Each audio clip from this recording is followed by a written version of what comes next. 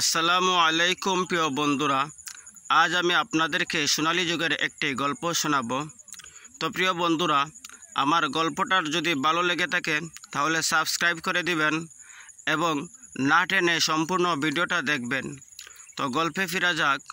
গল্পটা হলো, মদিনার এক মজলিসে সাহাবা একরামের সামনে নবী করিম সাল্লাল্লাহু আলাইহি ওয়াসাল্লাম বসা ছিলেন।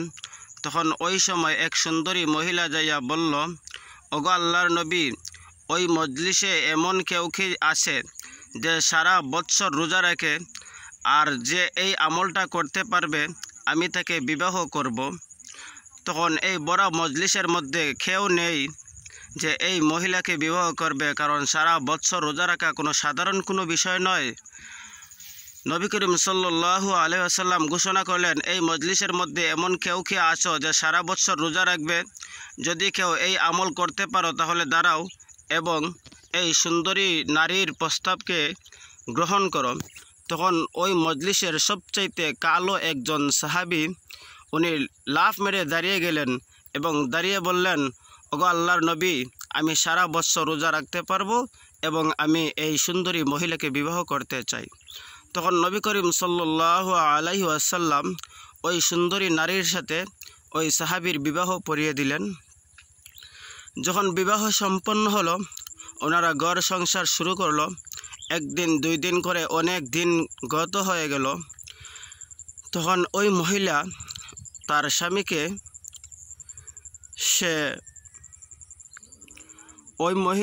স্বামীকে ফলো করা শুরু করলো এবং দেখলো যে তার স্বামী তার সাথে নিয়মিত সহবাস করছে, আবার নিয়মিত খাবারও খাচ্ছে। তো ওই মহিলার তার স্বামী নিয়ে একটু সন্দেহ হলো, কারণ যখন সে ওই পুরুষকে বিবাহ করতে চাইল, সে ঘোষণা করেছিল নবী করিম সাল্লাল্লাহু আলাইহি সাল্লামের মাধ্যমে যে সারা বছর রোজা রাখতে হবে, কিন্তু ওই ব্যক্তি তো শুধু রমজানের রোজা রাখে আর শাওয়ালের 6টা রোজা রাখে, তাহলে সারা বছর তো রোজা রাখে না। তখন ওই মহিলা নবী করিম সাল্লাল্লাহু আলাইহি ওয়াসাল্লামের কাছে চাইয়া বিচার দায়ের করলো, ওগো আল্লাহর নবী, আমি বলেছিলাম যে সারা বৎসর রোজা রাখার জন্য, কিন্তু এই ব্যক্তি তো, আমার স্বামী তো সারা বৎসর রোজা রাখে না, কারণ সে নিয়মিত আমার সাথে সহবাসও করে, আবার 3 বেলা খাবারও খায়, তাহলে তো সে রোজা রাখলো কোথায়? সে তো রোজা রাখে না। আমি এই ব্যক্তির সাথে সংসার করতে পারবো না। তখন নবী করিম সাল্লাল্লাহু আলাইহি ওয়াসাল্লাম ওই সাহাবীকে জিজ্ঞেস করলেন, তুমি রোজা রাখো না কেন? তুমি তো কথা দিয়েছিলে যে সারা বৎসর রোজা রাখবে।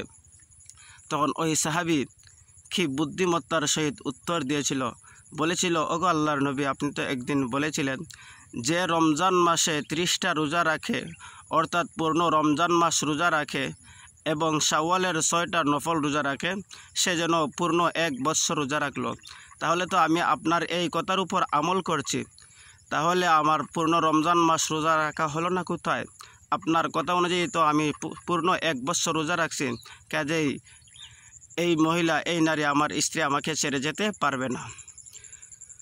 তো প্রিয় বন্ধুরা, আপনারাও রমজান মাস রোজা রাখছেন ভালো, শাওয়ালের 6টি রোজা রাখার চেষ্টা করেন, তাহলে পূর্ণ 1 বৎসর রোজা রাখার সওয়াব আপনার আমল নামায় এসে যাবে।